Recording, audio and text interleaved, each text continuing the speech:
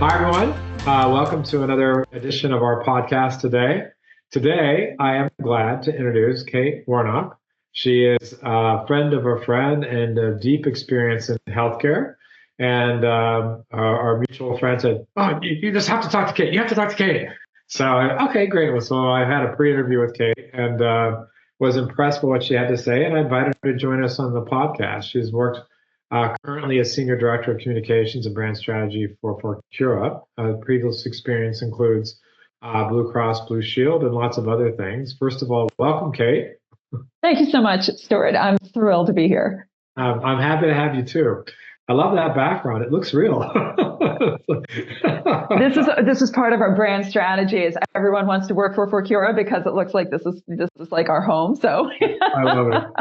So this whole background is real, and it's like it's become a thing. But it's like I built this office a while back, and I want it to be like an artist loft and a multi-purpose room, and it's worked out pretty well. that's So awesome. anyway, but first of all, I introduced you very briefly. I'd love you to just tell us a little bit about your background and why does healthcare marketing even interest you? Well, Stuart, thank you. Thank you again. And shout out to Victoria, who's the reason why you and I met. That's our mutual friend. And boy, she taught me a lot back in the days that we were working together. So funny enough, I have been in the health industry my entire career. The health industry is kind of something that my family has been in. My father was a healthcare executive. And after I graduated college, foolishly thought I was going to go on and become an academic and go on to graduate school and, sit in the ivory tower. And my parents were like, maybe before you commit 7 years of your life, maybe work for a while and see how it feels. And so my dad actually got me my first job. And I was working at Blue Cross Blue Shield back in the day on the marketing team. And it was just such an immersive experience for me. I really came up through the demand gen side. Stuart, back in the day, I mean, I'm old enough that this was back in the day of like sending out, FSIs, freestanding inserts in newspapers, Yeah. direct mail kits back when kits had to be versioned and everything. So, really, that was my cut my teeth on just the classic demand generation, and then took a long hiatus, Stuart, to raise our two kids, and got back in the game right when social media was becoming a thing for the corporate world. So that's what I re-entered into, also back at Blue Cross, and really. I've become really passionate, Stuart. Honestly, you'll see on my LinkedIn profile that I say that I'm an advocate for a better healthcare system in the United States, because I feel like I've seen a 360 of the payer side. I'm now on the technology side. Forcura is a healthcare technology company, and really understand very well what needs to work, what needs to be fixed. And I feel like I can contribute to that in my day-to-day job. So that's why I'm passionate about this field. That's great. I noticed you also have a very worthy nonprofit that you're on board with, and so that's great too. And Yes, thank you. yeah, it's funny. Like I find that I stumbled into healthcare marketing years ago, and but today, what's fun is a lot of people are drawn to work with our team at least because they want to do something. They don't want to really be dealing with blood and bandages, but they want to do something that helps healthcare get better. And so it becomes a passion for a lot of people, which is great. So today we talked about, and when we had our sort of pre-interview, we talked about thought leadership and how to build that, and the phrase that you like is healthcare thought leadership marketing. Before we get into all that, just help us understand, like, what that means, and also help, clarify for the post-acute sector, like, kind of what you're doing these days. So those are some terms we're going to use a lot. I want to make sure that people are on the same page with you. Sure, that sounds great. So I'll start first with what end of the care continuum Forcura operates in, and this was really new to me when I joined the company back in 2019. So I had been on the payer side, so everyone's familiar with health insurance. Where I moved to with Forcura, our clients were B2B. We are not patient facing. We're B2B, and our clients are in the post-acute care sector. So that means if you think of The acute side is where you receive, your hospital care, surgery, that sort of thing. That's the acute side of healthcare, and so much of the marketing spend is in that sector because that's where so much of the spend is in healthcare, is predominantly on the acute side of care. Post-acute care, that's where patients go when they are discharged, typically from a hospital. They are going to go into a post-acute setting if they need additional follow-up care. So that might be a skilled nursing facility, that nursing homes, that's part of the post-acute care sector. But so too is your home. You might receive home-based care, home health care. So all of Fortura's clients are in this post-acute sector, up until recently, I'll say. And so again, that's care that's received after you've been discharged from receiving another kind of care. Very good. And so, yeah, so people often, the industry term is SNFs, or skilled nursing facilities, yes. And those are nursing homes, and there's home care and home health, which are different a little bit. Absolutely. And then hospice would also qualify as post-acute and even rehabilitative care services. So again, something that is not going to be delivered within a hospital setting, typically is going to be your post-acute setting. Yep. So the other question, though, Stuart, that you asked me was, what about thought leadership? Yep. And kind of unpack that, because that's so much of our conversation today. So thought leadership marketing is kind of content marketing, honestly. And if you think about the sales funnel, you want to start with, you think of the conventional brand awareness, and then you go down the sales funnel and you start to qualify your leads, and you get into that demand gen portion of marketing. So thought leadership really exists to expand that top of the funnel. It's how is it that you can cast that net wider by producing content that positions your business, your organization, as the expert in that field. So as thought leaders around a particular topic. So what's really fun about this portion of marketing to me, you're not necessarily focused on selling the features of your product where, it's very specific to demand gen. You really are trying to, focus on the values and benefits of what you're selling. Thought leadership kind of levels up what's important in the industry that you're selling to. So whether that's a product, services, what have you, your clients have concerns that are kind of broader. If you think about that 36,000 level foot, that's where you want to start positioning your brand. Make that, your brand become known and start to build that trust in the value that you can provide because you're participating in conversations that are important to your clients. So that's thought leadership to me. Great. It's so funny. So I have to throw in 2 cents because part of the reason why I enjoyed talking the first time is that we have so much in common. So it's funny. I just got off the phone seconds before your call with a association that's looking to build their footprint. And you would think associations don't have competitors. They do. And they have such a great story. And we talked about this, the thought leadership part, because it's like you don't really have to go to them. So like why? What is there? And like we as a company, with our company, our agency, we started content marketing before that term was common. We had a blog the first day. We were doing ebooks and white papers, and yep. We used to do conference calls. This is before the webinar thing was very common.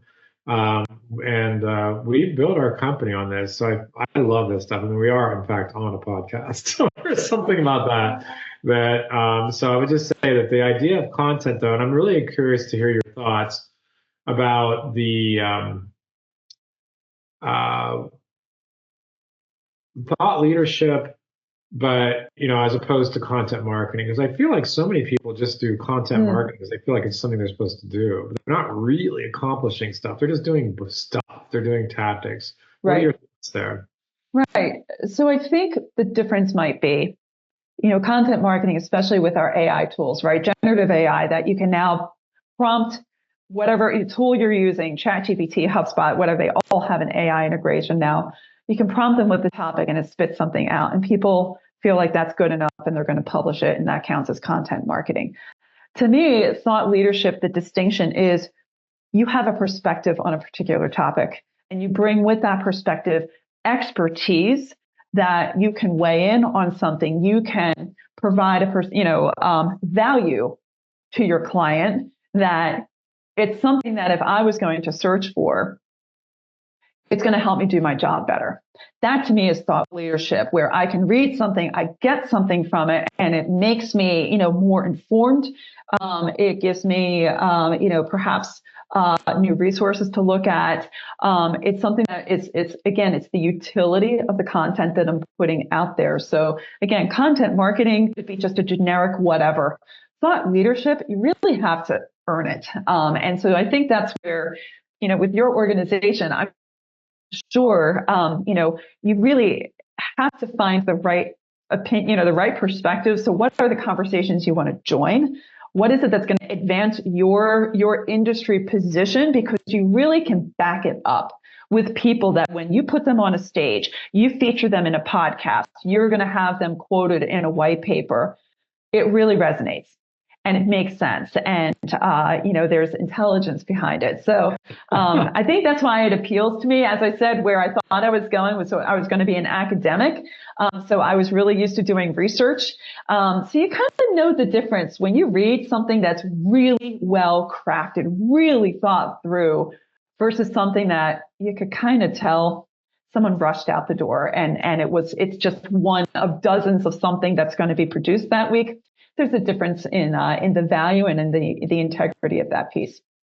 So just a couple quick thoughts. I have to jump in. The one is in the call I just had, I referred to a moment ago. I explained to my prospective client that in healthcare, there's three things that really are going to matter to get you to be successful, and particularly if you're working with physicians or other professionals in the field. It's credibility, and credibility. I guess it's such an important thing, and I feel like like from the very beginning in marketing, the quality of marketing varies from sadly laughable to really good, and there's no license required. So I think content and raising the bar from just mere content to thought leadership is a huge difference, right? And thought leadership, if you have it, actually adds value to your organization. I mean, it actually adds the numeric, and I know that because people tell us about our agency, right? We've done this for a long time, but it takes time to build. It takes insight. It takes intelligence. So one of the things that we talked about before is if you're working in an organization, you're trying to sell your leadership on this. They may want demand generation or other forms of marketing. How is the content, sort of the pros and cons of doing the thought leadership marketing versus traditional sort of demand generation, and why should we put budget toward this long-term thing when we could just do a pay-per-click campaign theoretically? Yeah. So we have a saying in our organization, and our VP of marketing would tell you this: brand drives demand. So what you just said, it's credibility and integrity in the market. Why am I going to buy something from you if I don't feel like you're best in class, that you're going to help my business, not just sell me something, you're going to continue a relationship. So if you start with that thought leadership perspective, it's not meant to be siloed from demand. Honestly, they should flow together. And so funny enough, we just had our planning meeting to stand up our campaigns for the first half of 2025. And we have a really nice, very simple template of, what's the product that we're going to focus on, or what feature, who's our market, and what's our thought leadership component, and what's our demand gen component. And honestly, you can flow right down. So again, if you think about that funnel, you want to invest in your brand because you're obviously trying to grow your market, right? You want to share, increase your share of voice in the market. You want to have new prospects pulled in. And so it can be less expensive to publish something that's going to bring in an influx of leads for your organization, but it was a thought leadership piece, right? It's something that's then going to fill your funnel for ongoing nurture campaigns that then turn into, those sales opportunities. So in our organization, they're not meant to be a separate thing. They are funded the same way because they're really seen as parts to a whole. Ultimately, thought leadership you're in business to keep your business growing and help it hit its targets. That's what thought leadership should do. So I agree wholeheartedly. And one of the things that, for our own agency and for our clients too, like we'll create content. It has its first life, for example, on LinkedIn and emails and all that. And the next life is on through SEO that it grows over time.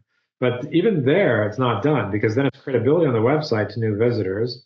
And then after that, our salespeople actually use that same content for credibility. So it's like in all stages, right? Before they even know that we exist.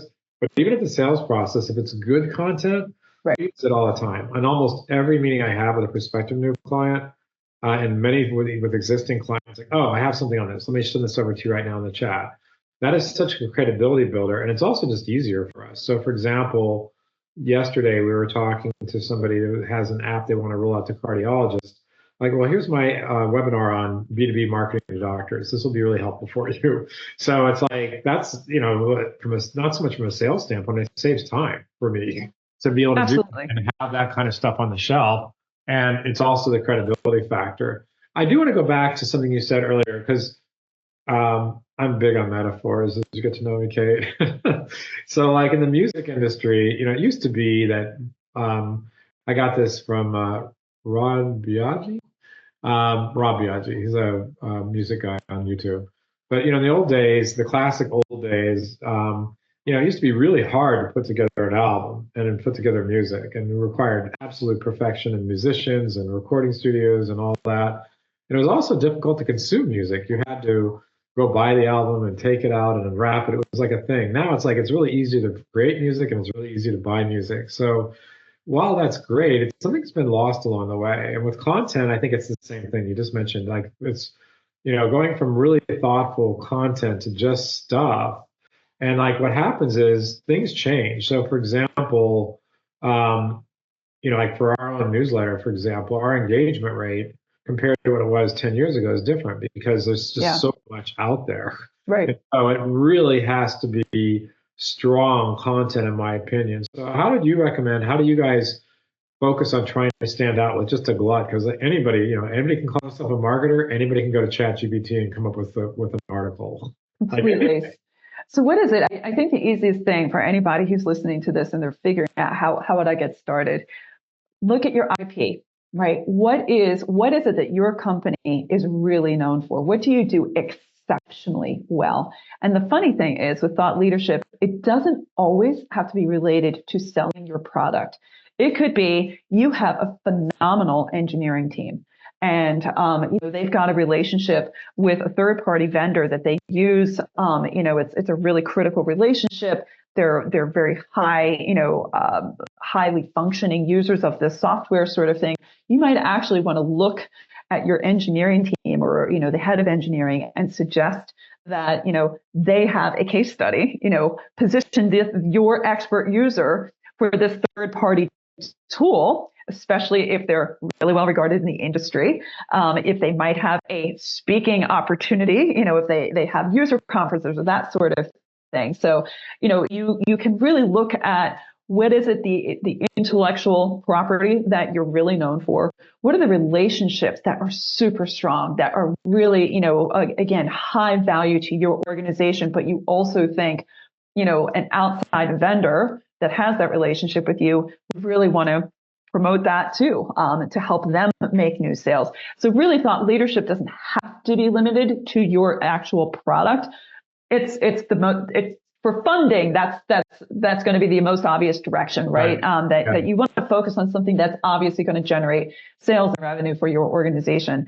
I'm suggesting though that to be perceived as experts in time, also look to your internal experts and see in their field, how can you position them? So if they're active on LinkedIn, that all rolls back to your brand.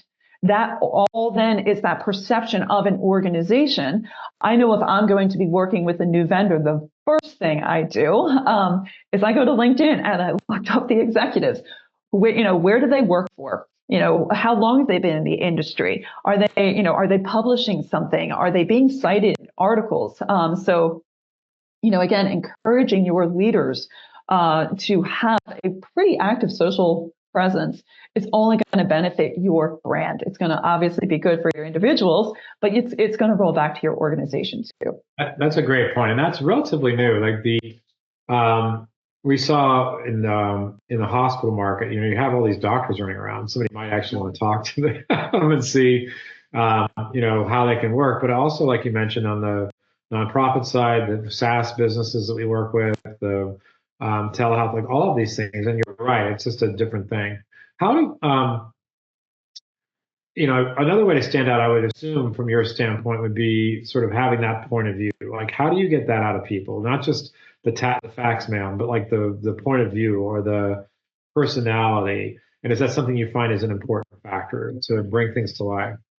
Very much, because what we're really getting to, I think, Stuart, is that you're looking for something that you can tell it's not a copycat, right? It's something that's really, truly unique to your organization, and that's what's going to cut through, right? I think that that really becomes obvious when there is a perspective, or there is another way that you could think about it. How is it that I can tell a narrative through thought leadership that I know my end goal is that I want someone to arrive at what my product is, my company is, or my executive. Where do I start, and how do I tell a narrative that concludes with my organization? So think of it as working backwards from what you do.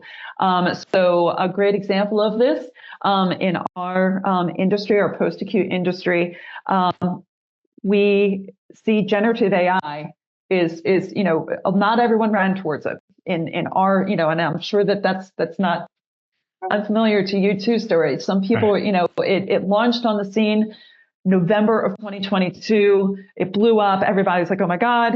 And you see that typical, swirl of what does this mean for me? What does this mean? I'm going to be out of a job.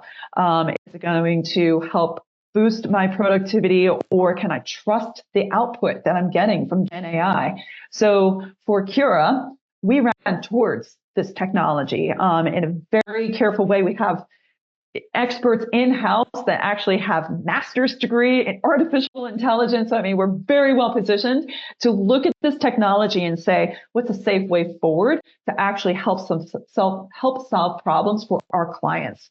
And so we also partnered with AWS, a giant in the field. And we ultimately, got a product to market in just about 6 months' time using Gen AI. Well, some of our clients were ready to jump right into it. Others were like, I don't know that I can trust this. It's Gen AI. It's too soon. Yeah. It's too early, sort of thing. So what we decided we would do, we tackled this on many fronts. We worked with one of our industry trade media outlets to create a survey where we surveyed the market and said, what are your plans to invest in Gen AI? Are you already doing it? Are you going to be doing it soon? Are you taking a wait and see? Or are you saying it's never going to be for me? And if you're looking to invest in it, where are you looking to apply it?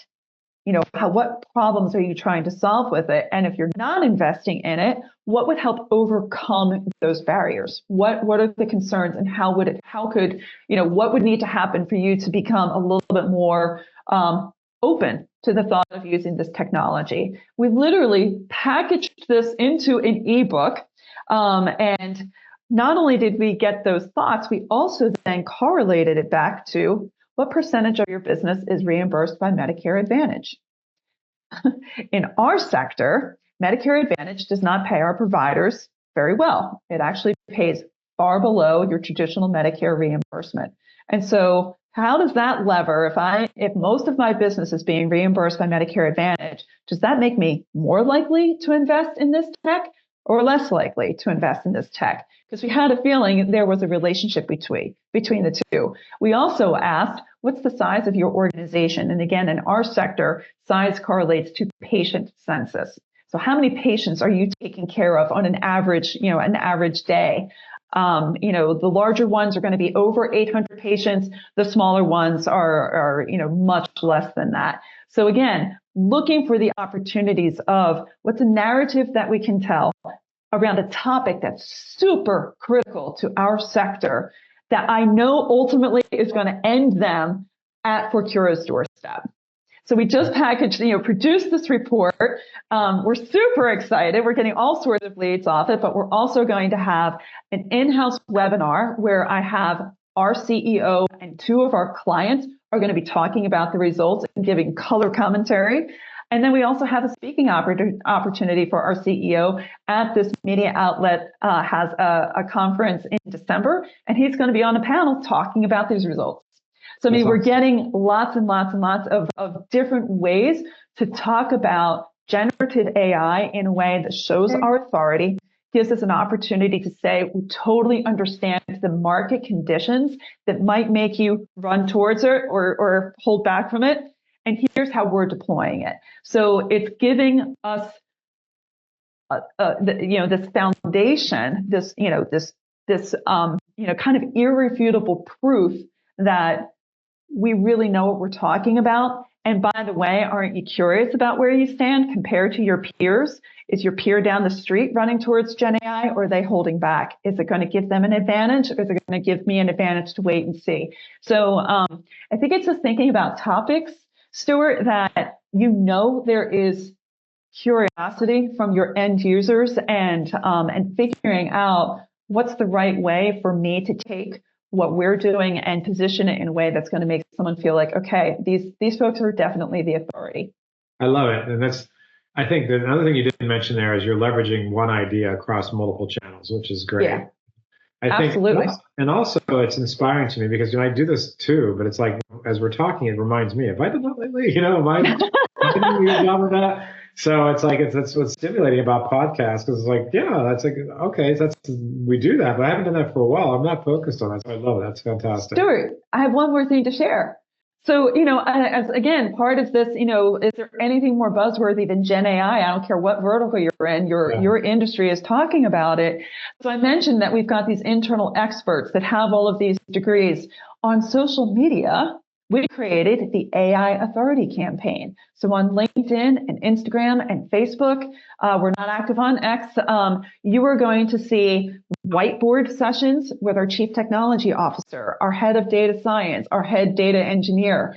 You're going to, breaking down concepts in a way that anybody can understand. We have another series where it's called Elevator Rapid Fire, where within the span of going from the first floor to the fourth floor, we're asking our expert, what does this mean? And they're giving you the little bite-sized response, and away you go. So it's a way just to say, we have the experts that if you have trepidation around using this new technology, here's why you can trust us to do right with our application of Gen AI for you, because we've got these people that are absolutely leaders in the field. That's awesome. Yeah. That was an awesome example. And I know we were talking our prep, we talked about some examples. Another thing you had mentioned was Forcura Connect, which like summits. And so I'm curious. That's also a fun topic. Let's talk about that a little bit. So back in the day, pre-COVID, if we can think of those days, a lot of our lead generation was at industry events.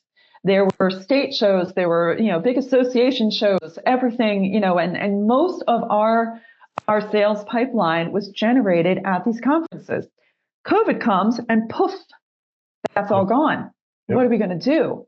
This is when we really, really started to turn to this content marketing platform and think more intelligently around how can we create these relationships with people, because we're very, very good. If we meet any of our sales folks, our product, anybody, we're very personable people here at Forcura. How is it that we can build these relationships and position ourselves in our industry again as a leader and someone that you want to partner with for your technology? So, gosh, I think it was June of 2020. And she's our chief operating officer, who was a marketing by training, Annie Ersling, looked at the marketing team and said, I think we need to have a industry conference that we need to host. How fast can we put it together? In less than 2 months, we stood up our first ever virtual conference called the Forcura Connect Summit. And it was one day. We did hire an outside agency to help us with, kind of planning and everything. But I was the one, it came to me to detail out what was every single session going to be. what were the speakers that we were going to host. And so we leaned really heavily, Stuart, on, pulling in. We also our technology integrates with other technology. So we pulled in those tech partners to help us fill out this schedule. So that was a great relationship building opportunity. We gave them stage time and really let them promote their own expertise. We also sourced some folks that I had worked with, in my pre-Forcura days, so brought them in to, again, give that high level perspective on here's what's happening in the health industry, and what better time to talk about it than in the middle of COVID. So we did this, the summit, we did it again the next year, but we decided instead of one day, we would break it across a few days. So I think it really gave us an opportunity to really own soup to nuts everything that was happening with this event. So versus, sponsoring an event where you're a speaker and you're just one of 100 panels, we really got to own this industry conference. And I would say it was very successful. We didn't have huge numbers, I'll be honest, with people who attended. But what it did do was prove that we had a lot to say. We said it very intelligently. And then we used that content to repackage into your blogs, into, more webinars that we could kind of follow up on these themes and revisit them the next year and bring in different perspectives around it. So again, for putting together that brand voice and things that we have opinions on, it was a really nice thread over several years to give us that narrative. It's funny because I love, again, the leveraging the content. I'm curious, did you still do it, or was that a one-time thing during COVID? Like, have you thought about it? We did it. So we did it a couple more times, and I think honestly, with COVID, so many people took to webinars that I think we all burned out. I mean, we were all on Zoom all the time, and it lost its luster. And when we went back to having events in person, honestly, there's nothing like staying across from someone in real life instead of having to talk over a screen. So what we did instead of having these summits, which was just kind of one annual thing, we now have quarterly events, and it's just a webinar. But again, I own these, as far as programming, and each quarter we have a thought leadership webinar, which we call a Forcura Connect event. And the topics are whatever is again relevant, thinking about the larger marketing calendar. What's the focus on the product? What audience are we talking to? What's our demand gen goal? It fits in with all of those other things. So again, this quarter it's going to be our CEO and two of our clients talking about Gen AI. Great, that's fantastic. Yeah. Be sure to send me some links of the things we're talking about today, the survey or the report, and this. It's fun for our readers / listeners to be able to source that. So let's talk a little bit about the ROI and measuring success. Like, is direct measures and indirect measures. How do you guys challenge? Yeah, so we're lucky enough in that everything that we do, we have a central repository for all of our marketing activity. It's where we also host our website. And so everything is trackable. We use HubSpot.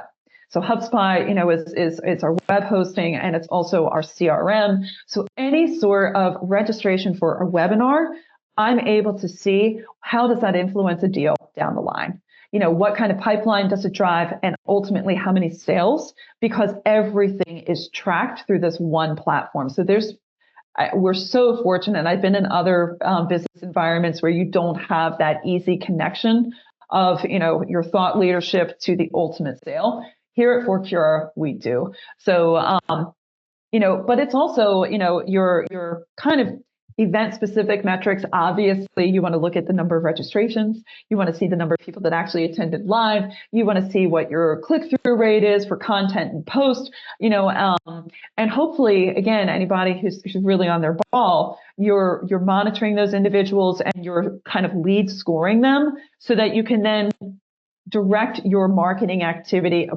appropriately. So what's the right offer? What's the right cadence? That sort of thing. So if you think about thought leadership from that perspective, you really should be driving that sales pipeline. So however your organization that looks, that's the easiest way to think of it. So let's talk about, you mentioned HubSpot, which we also use, and we're actually HubSpot partners. So we use it for ourselves and for clients. Nice. But the question I have is, because this is critical, like your sales team, how do they embrace it? Do you have it all set up? Are they getting alerts? Are they aggressively going into the platform? Like, how do you use it with sales? Is it a kind of an afterthought, or is it integral to their sort of everyday job? Every single thing that our sales team does is managed through HubSpot. Same thing with our relationship management team. So not only is it used before the sale, it's used after the sale. So for us, it's incredibly important because we're subscription based. We want to maintain relationships over time with our clients. So it's as important, it's even more important really, to give our clients high value content, which could include this thought leadership content. They want to know, our clients want to know what's happening with Gen AI. So everything, all of our touch points are managed through HubSpot. And I would say we are super users of that platform. In every list gets loaded there. All of our intelligence is loaded there. We manage, we write, if there's a touch point with our relationship manager team, they're capturing notes there so that anybody who pulls up that profile, maybe this is also a client that we're actively trying to upsell.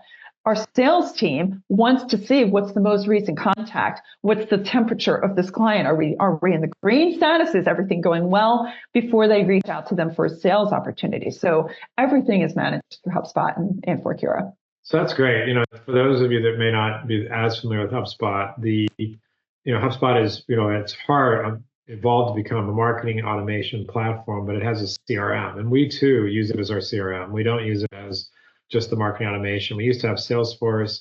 I think Salesforce for like really big enterprise businesses maybe, but for us, for sure, it was overkill. Like everything you wanted to do was hard and expensive and with a consultant. Whereas HubSpot has an 888 HubSpot number that you call and they answer it. They actually help you. You're not getting charged. So, what I think is also interesting is you're doing something we haven't done, which we haven't brought it to the back end when clients on board, but we've talked about it, and it is a great idea. We just haven't gotten it. We have other systems we use, but that way you have continuity. I would say, yet again, just these are examples from my day, like today.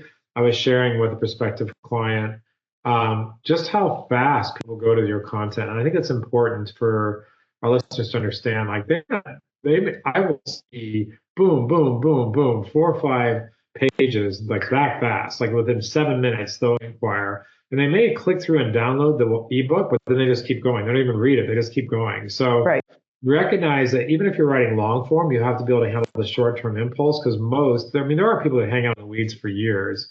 And this is funny. This is a funny story. I haven't told this to anybody hardly. When I first started the company, we did audio CDs and we sold them through medical economics on a share basis. So it was like grow your healthcare back then was for practices. And I just got an inquiry like 2 months ago. That was 18 years ago. I bought your CDs in the day and I'm finally ready to get started. That's the longest lead time I've ever heard. But you know what I had to tell him? It's like, I'm sorry, you're too small for us. You should have hired us then. We can't work with you anymore. We don't work with like individual doctors like that. Oh my goodness. Years he held on to it. So it's just really funny. But that was the content marketing again. That was pretty innovative for its time, right? The very specific, and they worked. It was really good. So like this, 2 more questions before we wrap up here. One is, I think, and you can look through our list. If there's anything else I missed, please add that to our list. I think I've covered most of what we had planned on. So one question is, though, that wasn't in our prep, was the long-term viewpoint, which I just backed into that, but that's really it. I feel like one of the challenges I have when we start talking about this and budgeting this with clients is everybody wants like an instant hit. And like, I've been doing this for 18 years. It's like, so it doesn't mean you can't get some early wins, but it's like there's a commitment level. Help me with this, Kate. Tell them what I'm telling you in terms of the commitment level. So I would say, if people really understand the value of what you're going for, you are positioning your company in a very competitive market in a way that nobody can copycat. And that takes time, effort, and expertise. You're not there to, I heard it, and I'm sure you did too, Stuart, when ChatGPT came out, people fired their content team. So, all I have to do is drop a prompt in and it spits something out and I publish it and I'm good. Here's the thing. Thought leadership is going to take real expertise, nuance, follow through. And anything you're going to get from something that you can spit, a machine spits out, that's a great first draft. I would never publish something that just popped out from a ChatGPT. As good as it could be, it can always be better. So, as far as thought leadership and thinking for the long term, what you're there to do is to future-proof your organization. Everyone is always evolving. And if you're great today, you need to be looking 3 or 4 years or however long for your industry is appropriate down the road and understand where are we skating towards?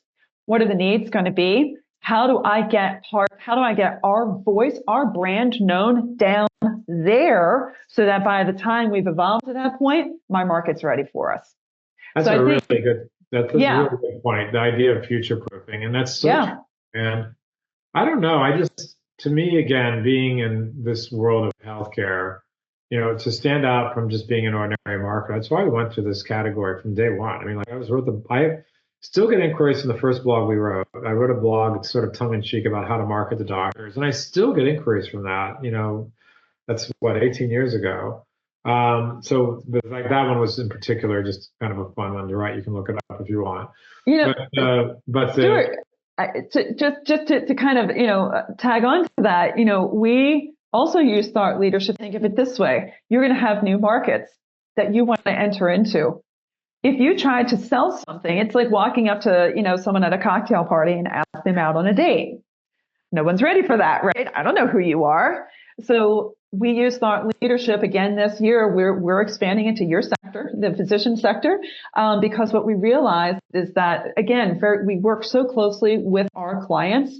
We have a client advisory board. We have meetings all the time with we send our team out to our clients so we can get into their environments and really see how our product is working in the wild.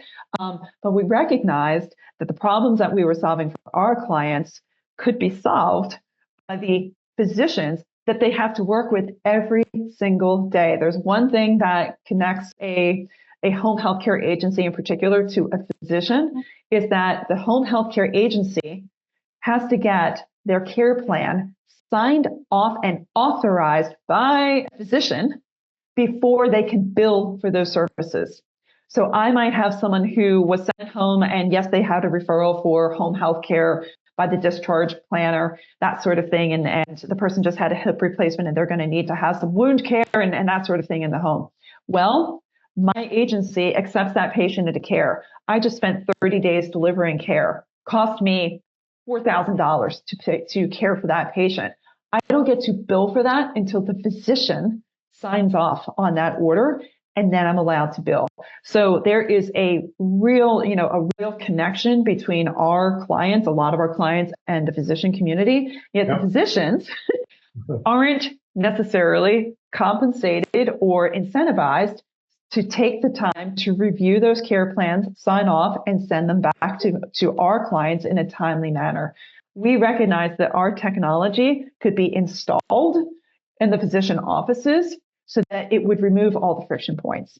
It would simplify the process. It would give the physician and his staff or her staff the opportunity to review things in a click, sign 50 orders at once after they review them, send it back, take the fax machine out of the equation. We just save that physician massive amounts of time and money too. And we improve the relationship with our clients who are using that technology. So anyway, so thought leadership was the right way for us to go into the physician sector. They don't know what Forcura is. So we commissioned another study. We did this one with Fierce Healthcare this year and talked about those administrative burdens that they may never have even quantified. And that's what we did. Do you know how much time you're spending on managing patient care coordination for your post-acute partners? Now you do. So again, we skated towards what's the end solution? Forcura. But we didn't lead with, here's what Forcura is. We led with, what's your problem? I love it. And we put the research behind it so that it's again by a highly reputable industry outlet, Fierce Healthcare, and we got a great report out of it. So if somebody's looking in your audience is looking to hire someone as a thought leadership marketer, either internally or maybe even externally, or as an agency or whatever, like what kinds of skill sets should they be looking for? What matters? I would say it would be hard to hire a thought leadership individual. It's not impossible outside of your industry. I think that the best fit, the fastest get the ball in motion is going to be hire someone from within the industry that has an understanding. I mean, healthcare, I don't know that there's anything more complex than healthcare, Stuart. There's so many different angles and that sort of thing.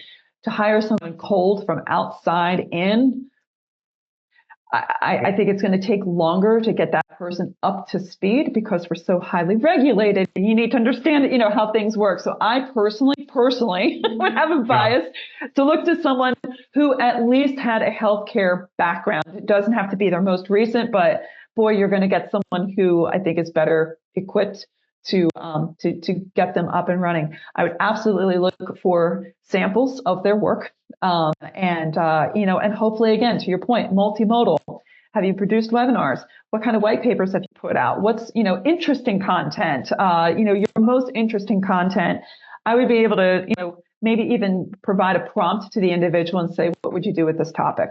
And see what they come back with. You need someone who's going to be creative, disciplined, and a really great collaborator across a lot of teams. You've got to have someone that can really position your concept. As you said, thought leadership isn't always going to get the instant budget approval. You've got to be able to put someone in your organization who can truly point to the downstream effect of here's where we're starting, but here's the outcome to the business, and be able to make that business case.